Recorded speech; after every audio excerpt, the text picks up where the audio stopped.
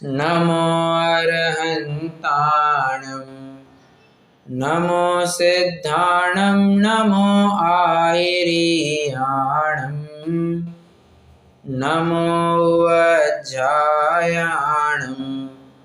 नमो लोय सवसाहूणम्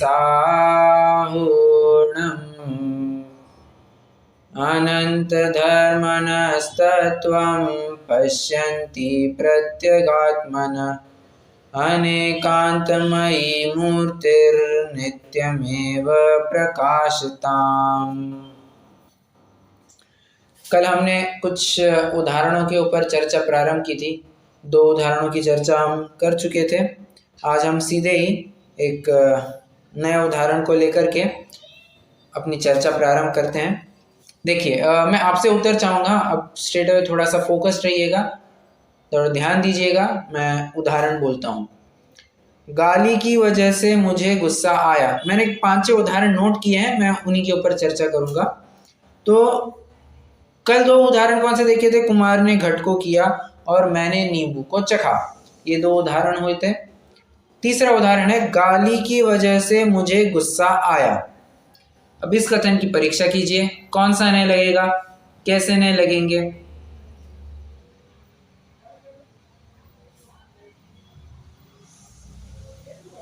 बोलिए। कोई एक नए लगेगा कि सब नए में घटित करना है? व्यवहार नए में घटित कीजिए। नहीं, आठों ने घटित कीजिए। 8 ने घटित कीजिए। ओके। 8 मतलब 8 के करके 8 में से जो कोई भी एप्लीकेबल है वो घटित करना है, ऐसा बोलिए। गाली की वजह से गुस्सा आया।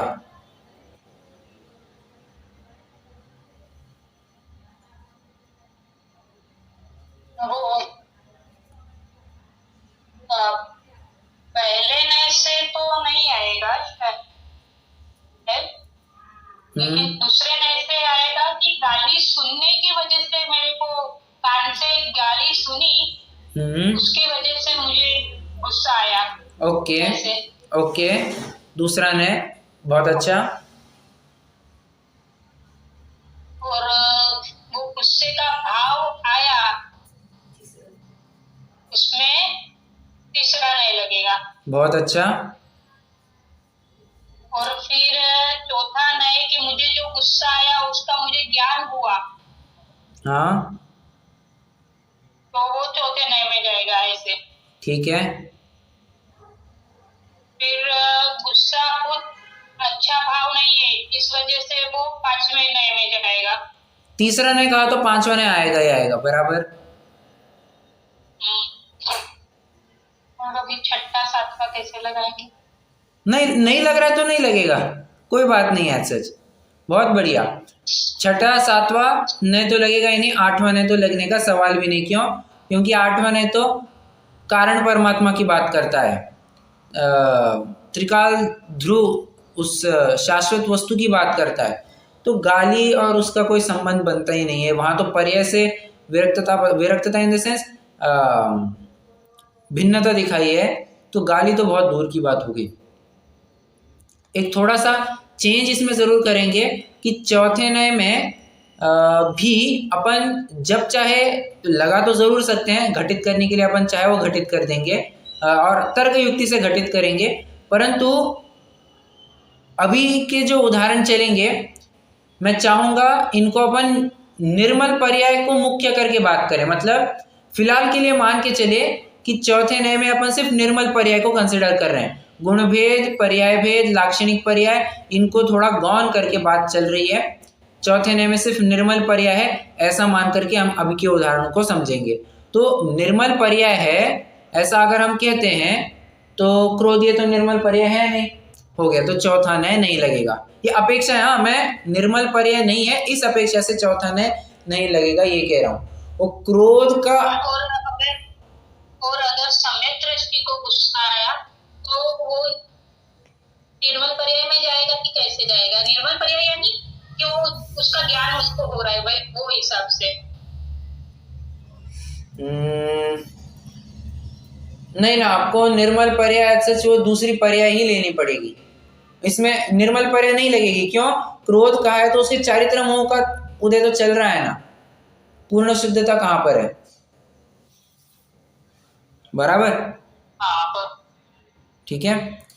हाँ, यही बात अगर हम श्रद्धा मतलब एकत्व या ममत्व की तरफ से कहते तो उस काल में फिर अपन शायिक सम्यक दृष्टि जीव को चौथे नय में ले लेते, तब कोई दिक्कत नहीं थी। ठीक है, मेरी आवाज बराबर आ रही है ना? हाँ जी। Okay okay. इसमें पहला भी लग सकता है, जैसे गाली की वजह से, क्रोध की वजह से। अच्छा, उसका रीजन क्या है? ये तो शब्द पुद्गल हो जाएगा ना। एग्जैक्टली, बहुत बढ़िया, पहला नय भी लग जाएगा। राइट, पहला नय भी लग जाएगा। तो पहला, दूसरा, तीसरा, फिलहाल के लिए चौथा गौन कीजिए, और पांचवा, ये 4 नय इस उदाहरण में अपन लगा सकते हैं। बराबर, बहुत अच्छा, आप समझ रहे हैं, आनंद है इस बात का। ठीक है, थोड़ा मैं भी अपनी तरफ से समराइज कर दूं।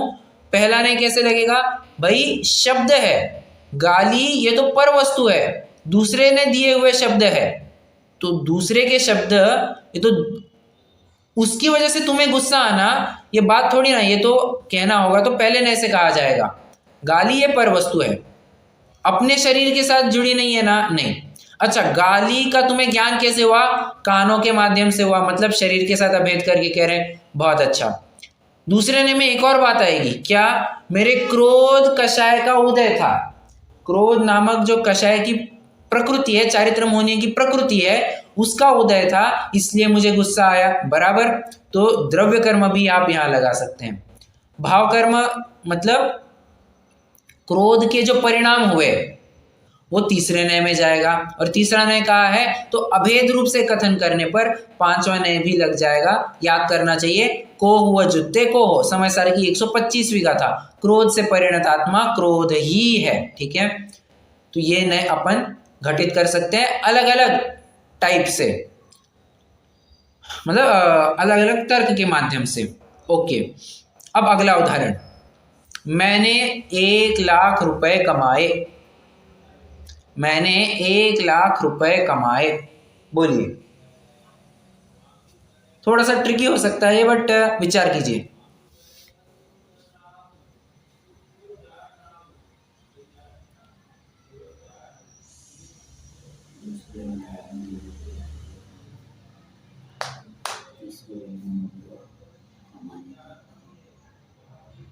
बोलिए,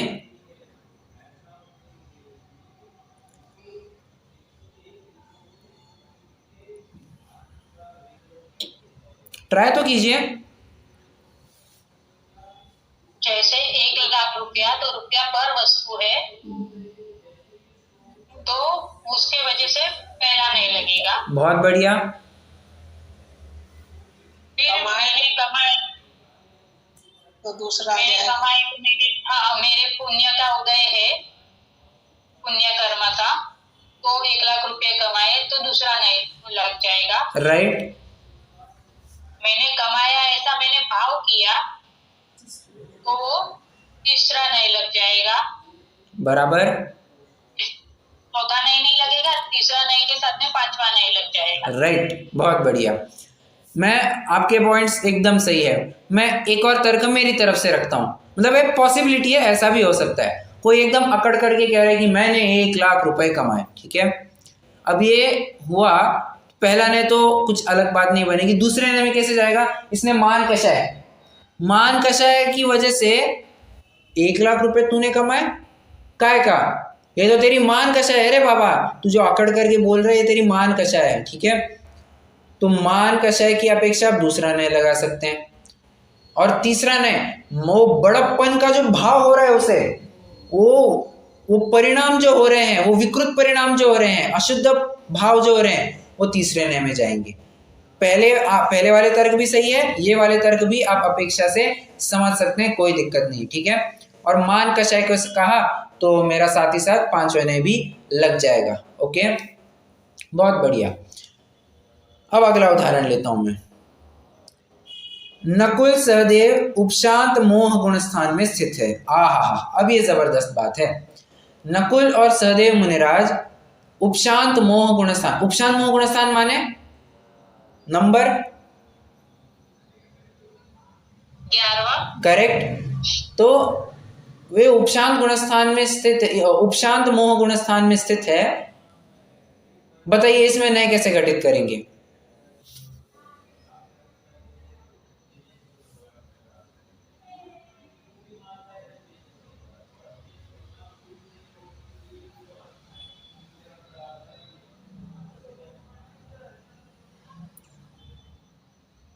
या फिर चलिए मैं उदाहरण को ना थोड़ा अच्छे से ये करता हूं, अच्छे से बनाता हूं। उपसर्ग के काल में नकुल सहदेव मुनिराज उपशांत गुणस्थान में स्थित है। अब बोलिए। अगर उपसर्ग लगाया तो पहला नहीं आ जाएगा क्योंकि उपसर्ग अलग है, मुनिराज अलग है। बराबर। ऐसे मतलब जो हथकड़े वगैरह, हथकड़े मतलब लोहे के जो आभूषण उनको पहनाए और फिर उनको अग्नि लगाई गई, ये सब पहले नए में आ जाएगा, राइट। हाँ, फिर वो दूसरे गुणस्थान में योग और कषाय की तारतम्यता को लेकर वो उपशांत मोह में खड़े हैं। ऐसे कषाय लेके फिर वो दूसरे नए में आ जाएंगे। नहीं, फिर से कहिए। वो कषाय और योग की तारतम्यता अवस्था है ना वहाँ पे, तो उपशांत मोह में भी वही तारतम्य अवस्था है। कषाय को लेकर जो तारतम्य। ओके, ठीक है, करेक्ट। कषायों की अपेक्षा, उसके हीनादिकता की अपेक्षा आप कह रहे हैं कि वे 11 गुण स्थान में, राइट। कोई दिक्कत नहीं। और ये शांत भाव के, कौन सा? ये उपशांत मोह, वो शांत भाव है ना, थोड़े टाइम में तो उसका अंत हो जाएगा ना। Okay, right. तो इस प्रकार से वो तीसरे नए में आ जाएगा। बराबर। और पांचवें नए में भी जाएगा और चौथे नए में भी जाएगा क्योंकि निर्मल पर्याय है उपशांत मोह वाली। पहले थोड़े ही टाइम के लिए, लेकिन निर्मल पर्याय तो है ही ना। एक बात ध्यान रखनी चाहिए, निर्मल पर्याय सादी अनंत होती है। सादी अनंत। ओके, ठीक है, तो तब नहीं लगेगा। ठीक है, चलिए मैं आपको बताता हूँ। इसमें आपको थोड़ा सा बाकी के दो नए में थोड़ा सुधार करना होगा। पहले दूसरा और तीसरा नए, मतलब जो उपसर्ग की बातें पहला नए लगा, कषायों की हीनादिकता जो पाई जाती है, या फिर जितना क्या कहना चाहिए, मोहनीय कर्म है पूरा उपशमित हो गया है, तो उस अपेक्षा से आप कहिए कि ये दूसरा नए लगेगा। अपन ने द्रव्य कर्म की अपेक्षा बात की।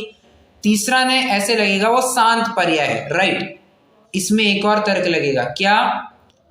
औपशमिक भाव है वो। उपशांत मोह का मतलब क्या? औपशमिक भाव है, बराबर। तो औपशमिक भाव यह भी, बोलिए, तीसरे नए का विषय बनता है। और औपशमिक भाव भले ही निर्मल है, परंतु वो टेम्पररी काल के लिए, एक अंतर मुहूर्त के लिए ही निर्मल होता है। निर्मल पर्याय कह करके यहाँ क्षायिक भाव की तरफ ही संकेत आपको समझना चाहिए।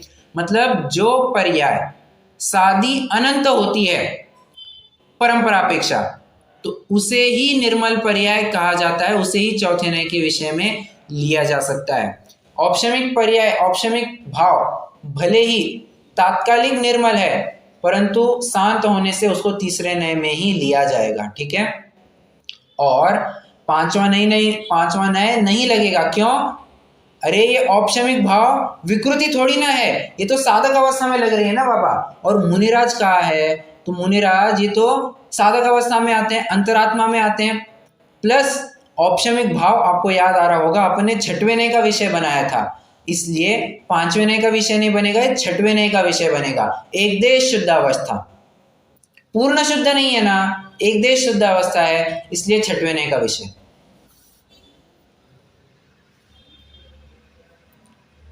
जी एक बार सेंटेंस बोलिए वापस उपसर्ग के का। देखिए, उनके ऊपर उपसर्ग हुआ, मतलब उनको जलते आभूषण आदि पहनाए गए, या फिर क्या कहना चाहिए, लोहे के आभूषण पहनाए, उनको अग्नि लगे, जो कुछ भी है, तो ये पर वस्तु की तरफ से उपसर्ग हुआ कह रहे हो ना, ये तो उपसर्ग की अपेक्षा पहला नहीं घटित हो रहा है ऐसा कहिए, ठीक है। अब उपसर्ग की बात को थोड़ा बाजू में रखिए, आप सीधे आते हैं उपशांत, उपशांत मोह, ठीक है, 11वें गुणस्थान की बात। तो 11वें गुणस्थान की बात कह रहे हैं, वहां पर चारित्र मोह का उपशम हुआ, तो कर्म की अपेक्षा जो आप उपशम कह रहे हो, कर्म सापेक्ष आप जो कथन कर रहे हो, कर्म सापेक्ष कथन किया, वो दूसरे नय का विषय। तीसरे नय का विषय ये कैसे बना, औपशमिक भाव, और वो भाव की तरफ से बात कर रहे हैं, ये औपशमिक चारित्र है, वहां पर औपशमिक भाव चल रहा है, तो परिणामों की अपेक्षा, भावों की अपेक्षा, औपशमिक भाव की अपेक्षा वो तीसरे नय का विषय बनेगा, निर्मल पर्याय का विषय नहीं बनेगा। क्यों? क्योंकि ये सादी शांत पर्याय है, सादी अनंत पर्याय नहीं है, क्षायिक भाव नहीं है। पांचवा नय का विषय इसलिए नहीं बनेगा क्योंकि वो पूर्ण अशुद्ध नहीं है, वो एक देश शुद्ध है, ठीक है, इसलिए छठवें नय का विषय वो बन जाएगा। गुड टू गो।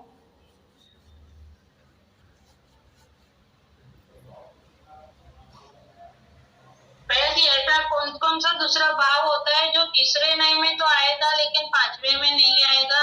औपशमिक और क्षायोपशमिक भाव। ओके, क्षायोपशमिक भी ऐसा ही होगा। हाँ, क्योंकि देखिए ना, नहीं नहीं नहीं, क्षायोपशमिक भाव किसी अपेक्षा से पांचवें नय का विषय बनेगा, राइट। देखिए तीसरे नय में 3 भाव देखे थे अपन ने, औदयिक, औपशमिक और क्षायोपशमिक, ठीक है। तो औदयिक तो पूर्णतया पांचवें नय में जाएगा, इसमें कोई दिक्कत नहीं है, और औपशमिक पूर्णतया छठवें नय में जाएगा, उसमें भी कोई दिक्कत नहीं है। प्रश्न है क्षायोपशमिक भाव का। अब क्षायोपशमिक भाव कुछ हिस्सा पांचवें नय में जाएगा, कुछ हिस्सा छठवें नय में जाएगा। अब कैसे, ही आपको उसके भेद प्रभेद को समझ करके जानना होगा, क्योंकि क्षायोपशमिक भाव के भी 18 भेद में ज्ञानाज्ञान, अज्ञान कहा है। अब अज्ञान कहा, क्षायोपशमिक अज्ञान की बात चल रही है बाबा, क्षायोपशमिक अज्ञान मतलब कुमति, कुश्रुत, कुअवधि, ठीक है। तो इन 3 मिथ्या या कुज्ञानों की बात जो चल रही है वो पांचवें नय में जाएगा, तो आपको भेद को समझ करके बताना होगा। अपने इस वाले एग्जाम्पल में एक देश शुद्ध मतलब छठवा वाला भी ऐड किया है ना, होगा? पांचवा तो आएगा ही नहीं, छठवा ही लिया है अपन ने। हाँ हाँ, ठीक है, ठीक है,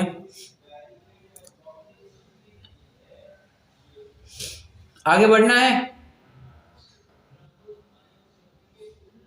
कोई दिक्कत यहां तक नहीं है।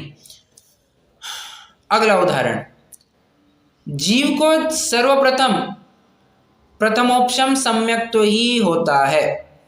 जीव को पहली बार जब भी पूरे भव चक्र में पहली बार सम्यक दर्शन हुआ तो प्रथमोपशम सम्यक तो ही होता है। अब इसको आप कैसे लगाएंगे?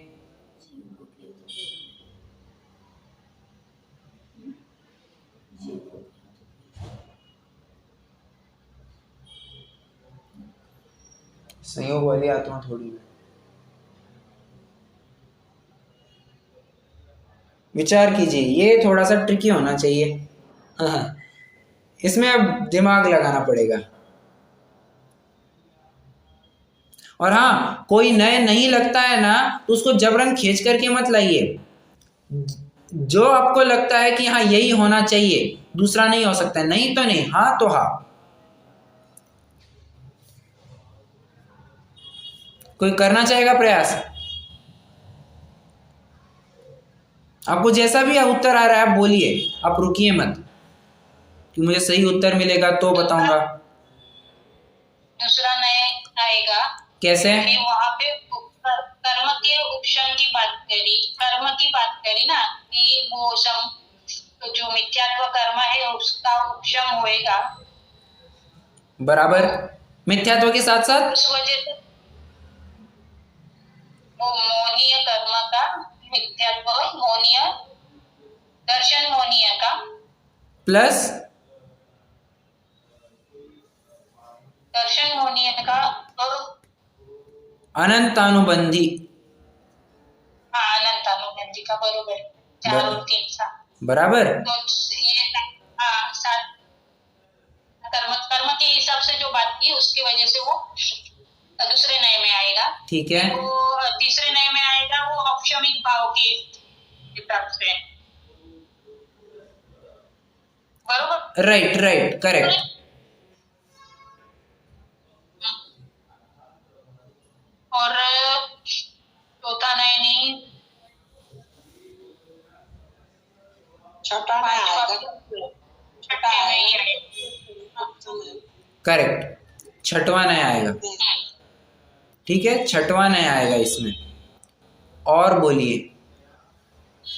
हाँ, छठवां नया भी कैसे आएगा? अब यहाँ पर सम्यक्त्व की बात चल रही है ना, तो औपशमिक सम्यक्त्व, औपशमिक सम्यक्त्व की अपेक्षा बात है। ठीक है, यहाँ कोई चारित्र और ज्ञान की बात नहीं ली अपन ने, सम्यक्त्व या श्रद्धा गुण की बात ली, तो उस अपेक्षा से क्या कहा जाएगा कि छठवां नया लगेगा। ठीक है, राइट, ओके।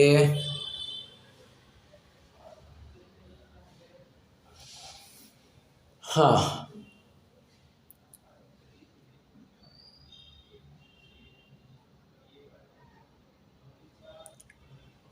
अब दूसरा नए का कारण क्या बताया आपने? मोहिनी कर्म की वजह से। क्या कहा? दूसरा जो नए उसका रीजन क्या बताया, लॉजिक? वहां पर मोहनीय कर्म का उपशम पाया जाता है।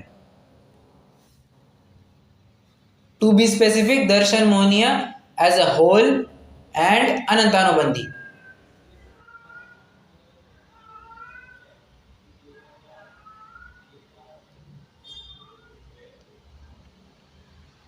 ठीक है,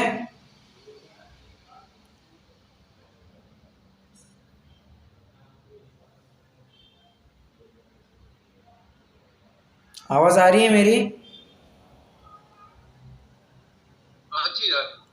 ओके, ठीक है, चलिए अब कुछ और उदाहरण लेते हैं। देखिए, जैसे जैसे जैसे अब मुझे थोड़ा सोचना पड़ेगा, बट स्टिल। आचार्य कुंद कुंद ग्रंथ लिख रहे हैं, इसमें घटित कीजिए। चलिए, आचार्य कुंद कुंद ग्रंथ। अब यहाँ पर कोई ये मत लगाइए कि ये नए निर्मल पर्याय का कोई क्राइटेरिया मत लगाइए, जिस प्रकार से आप घटित कर सकते हैं घटित कीजिए। आचार्य कुंद कुंद ग्रंथ लिख रहे हैं, या उनके जीवन में आप किस तरह से नए घटित कर सकते हैं।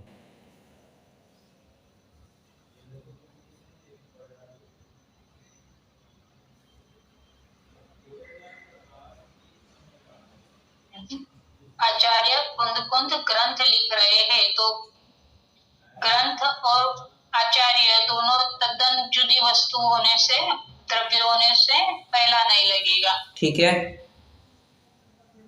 फिर आचार्य कुंद कुंद ग्रंथ लिख रहे हैं,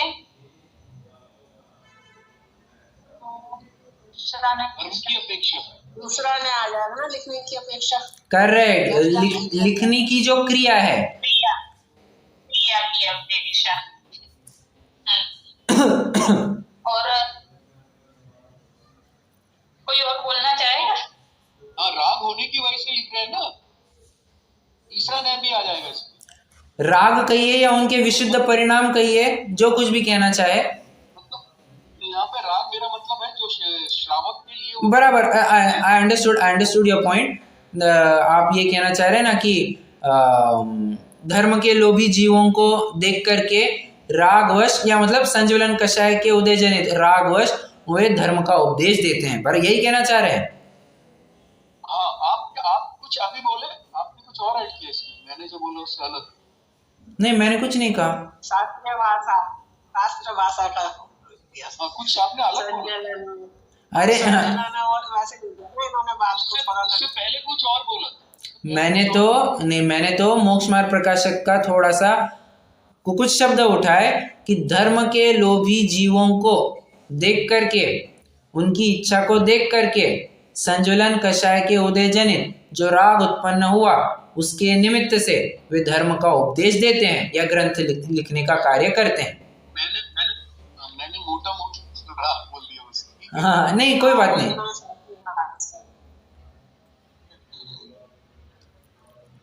और छठे का हो जाएगा राइट। छठे छठे में आप कैसे कैसे लगा सकते हैं, मतलब किन किन बिंदुओं को लेकर के छठवां ने अप्लाई होगा? एक तो ग्रंथ लिख रहे हैं तो शुद्धता, एक दे शुद्धता तो है ना इसमें। थोड़ा और अच्छे से।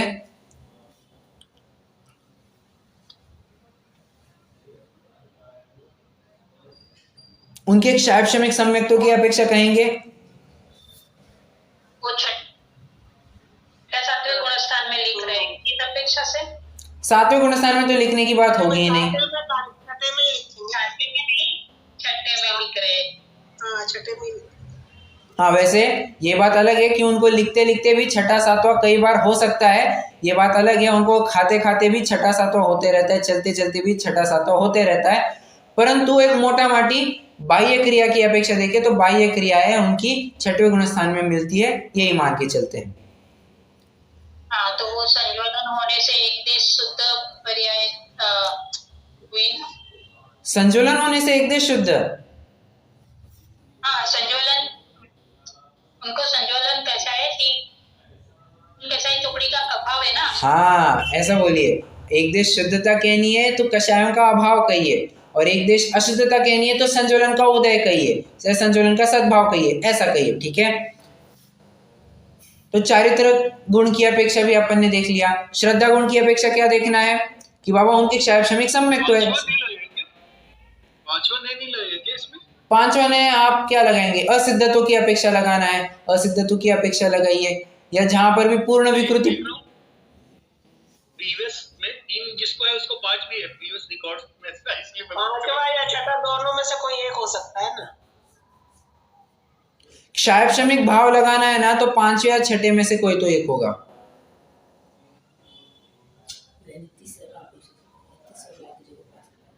तीसरा लगा भाव में होंगे क्या कहा?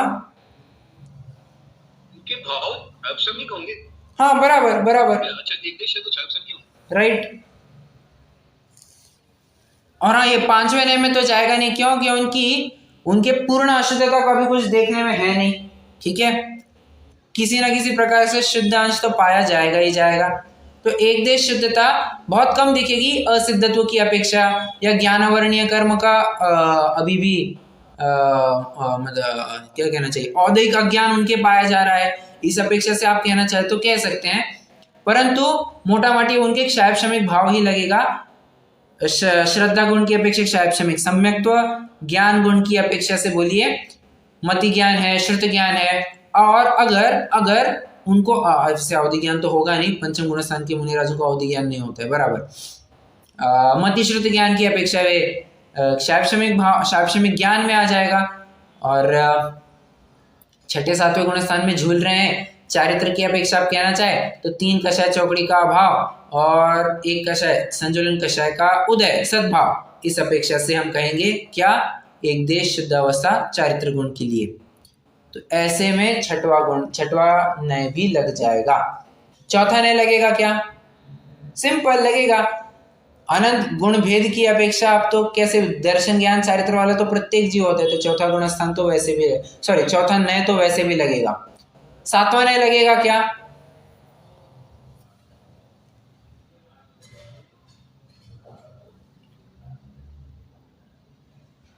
लग सकता है। कैसे? ग्रंथ लिख रहे, शुद्धता तो ना पूरी है ना। देखिए सातवें नय में निर्मल पर्याय के साथ अभेद किया जाता है। अब यहाँ आप मुझे अब निर्मल पर्याय ढूंढ के दिखाइए जी।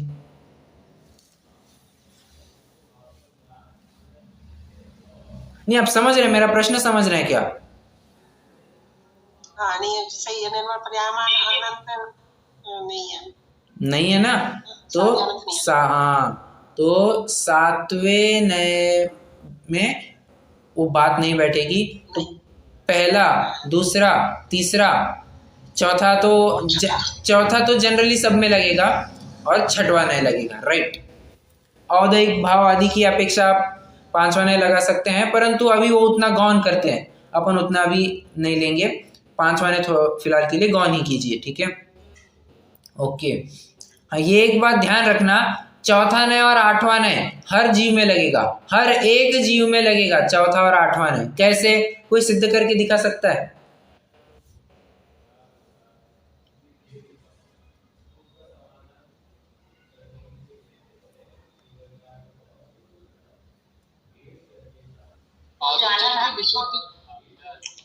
आठवां नय तो एक इंद्रिय से लेकर सब में पाया ही जाता है, बराबर। पूर्ण शुद्धता को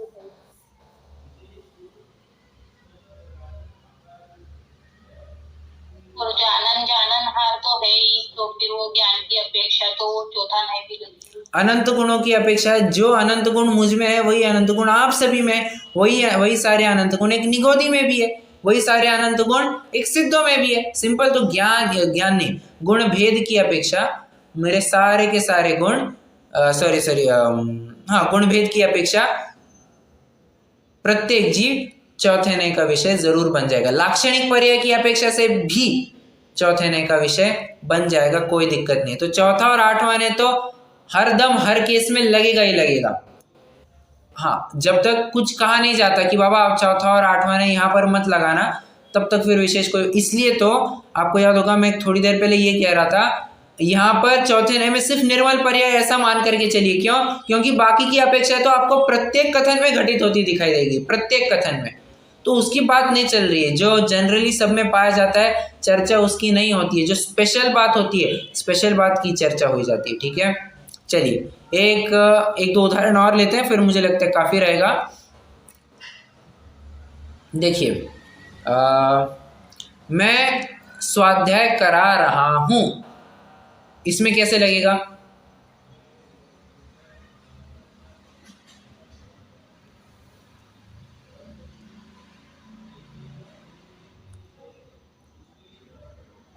चलिए और अच्छे से बोलूं मैं, मोबाइल के द्वारा मैं स्वाध्याय करा रहा हूं।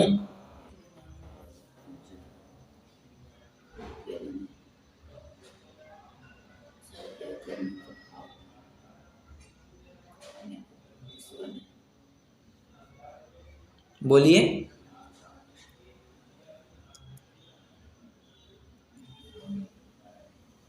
अरे बहुत आसान। 4 तो लगेंगे।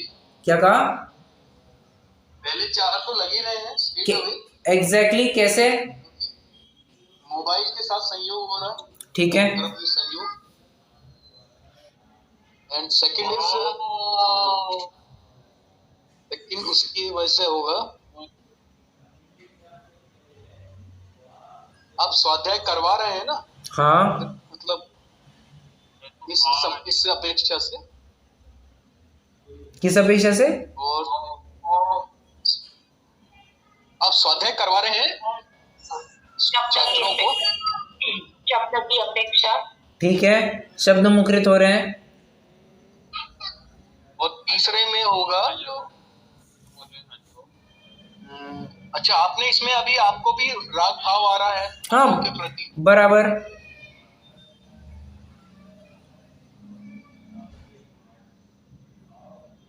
नहीं बोल रहा हूँ? बराबर, गो अहेड। औदैहिक भाव की अपेक्षा तीसरा नहीं भी आएगा। ठीक है, अच्छा भाव, करेक्ट। ये आपका लाक्षणिक इसकी अपेक्षा से आ जाएगा चौथा। ठीक है, ज्ञान दर्शन, बस मैं 4 का ही बता पाऊंगा। अरे तीसरा नय आया तो पांचवा नय भी आ जाएगा, सिंपल। यहाँ पर सम्यक वगैरह तो कोई है नहीं मुझे, ठीक है। तो आप सीधा कहिए ना कि पांचवा नय में जाएगा। छठवा नय तो अभी तक आया है नहीं, बराबर।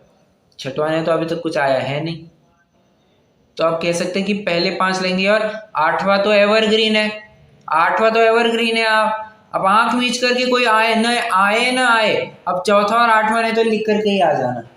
हाँ क्या कहा? फॉर्मूला बढ़िया बता दिया ये फॉर्मूला वही है। आपको कोई भी स्टेट क्वेश्चन आए, आप तो चौथा और आठवां ने पहले लगा करके आ जाना। कैसे? अरे चौथा ने गुण भेद की अपेक्षा, लाक्षणिक पर्याय की अपेक्षा हर एक जीव में घटित होगा। जानना ये प्रत्येक ज्ञान गुण का कार्य है, ठीक है, प्रत्येक के ज्ञान गुण का कार्य है। तो ऐसी लाक्षणिक पर्याय प्रत्येक में पाई जाती है। हो गया, चौथा ने तो सब में लग गया। और वो त्रिकाली ध्रुव वस्तु, वो आत्म तत्व, कारण परमात्मा, वो भी सभी में पाया जाता है। जो निगोद में सोई मुझ में, सोई मोक्ष में जा, खत्म बात। तो आठवां ने तो सभी में लगेगा। तो चौथे और आठवें ने में तो आपको विचार ही नहीं करना है। आपको विचार करने के लिए थोड़ा सा मजबूर का होना पड़ेगा। ये तीसरे नए में बात आती है तो वो पांचवें नए में जाएगी या छठवें नए में जाएगी, आपको यहाँ पर थोड़ा बाइफरकेट करने में दिक्कत होगी। और एक छोटा सा बाइफरकेशन यहाँ पर करना होगा कि तीसरे नए में जाएगा या चौथे नए में जाएगा। अगर शुद्धता है, पर्याय में शुद्धता है, तो चौथे नए में जाएगी या तीसरे नए में जाएगी, तो उस हिसाब से आपको समझना होगा।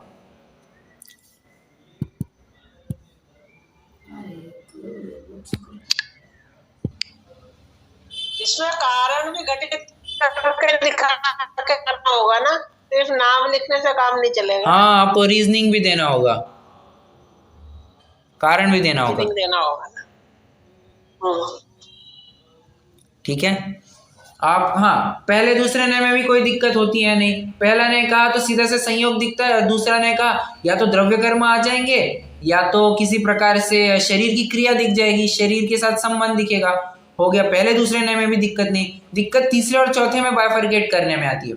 अच्छा, अगर उसमें भी अशुद्ध पर्याय हो, अशुद्ध पर्याय तो स्ट्रेट अवे तीसरे नए में जाएगी और पांचवें नए में जाएगी।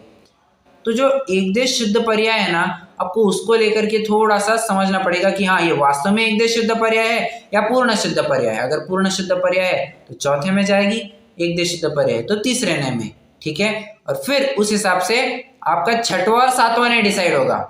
अगर पूर्ण शुद्ध पर्याय है तो सातवें नए में, एक देश शुद्ध पर्याय तो छठवें नए में। सिंपल बात है, आपको ज्यादा दिमाग लगाना ही नहीं है। मैंने जो आपको मेन पॉइंटर्स बताए हैं, वो पॉइंटर्स अगर आपके ध्यान में है तो आप जिनवानी का कोई भी स्टेटमेंट क्रैक कर पाएंगे, ये मैं गारंटी देता हूं, ठीक है। तो अब और मैं समझता हूं कि इतने 25-26 लेक्चर्स में आप सभी को काफी हद तक ये नयों, काफी हद तक मतलब बहुत अच्छे से नयों का ज्ञान हो गया और आपको प्रैक्टिकल एप्लीकेशन भी अच्छे से जम रहा है। तो उसमें घबराने वाली कोई बात नहीं है। ऐसे एज सच टफ बात कुछ है नहीं। टफनेस तो ये आपके वैसे देखा जाए तो दिमाग में है, टफ कुछ है नहीं। आप जितना, और इसलिए मैंने जानबूझ करके थोड़ा एप्लीकेशन बेस्ड क्वेश्चंस लिए, ताकि क्या है, आपका वो जो डर है वो डर निकलता जाए, आपको कॉन्फिडेंस अच्छे से बने और आप इस विषय में एकदम गहनता से फिर पकड़ पाए, ठीक है। चलिए, मुझे लगता है आज रुक जाते हैं, ज़्यादा अब चर्चा नहीं करेंगे। वैसे मुझे एक प्रकरण लेना था पर वो प्रकरण अपन कल लेंगे। प्रकरण ये था कि समयसार ग्रंथ में व्यवहार नए के कथन कहाँ कहाँ मिलते हैं, इनकी सब चर्चा चलेगी। बहुत आनंद आएगा आपको। मैं कम से कम आपको 10 से 12 उदाहरण कम से कम दूंगा ही दूंगा, ठीक है। चलिए, कोई प्रश्न है?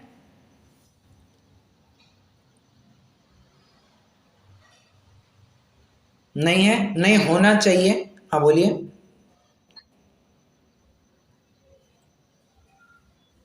बोलिए ना। कोई और बोलना चाह रहा था कि मैंने तो नहीं बोला, नहीं है। अच्छा, ओके, नहीं, फिर कोई नहीं कहना चाह रहा था। ठीक है, रुकते हैं, जिनवाणी स्तुति करेंगे।